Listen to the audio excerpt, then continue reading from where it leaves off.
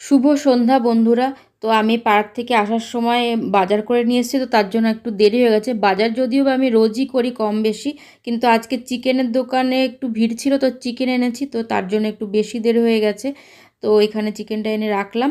এখন আমি ফ্রেশ ট্রেশ হয়ে যাব, আর সন্ধ্যাবেলা যে সমস্ত কাজবাজ থাকে পার্ক থেকে আসার পর, তো সেগুলো করে নেব।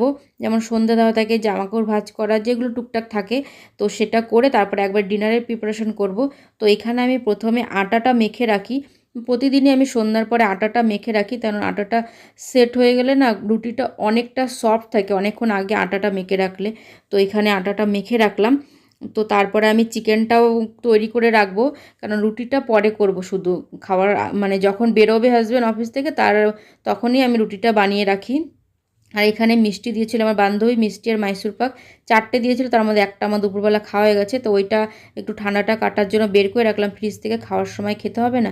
আর ওইখানে কিচেনটাও আমি ক্লিন করে দিয়েছি, আর চিকেনটা তোমাদের দেখিয়ে দিলাম। রুটি হয়ে গেছে, আর এইদিকে দেখো বাইরে প্রচণ্ড বৃষ্টি হচ্ছে, আর ওনার আসার টাইম হয়ে গেছে, আর মাঝ রাস্তায় বৃষ্টিটা পেয়েছে, তো পুরো ভিজে পুড়ে এসছে একদম।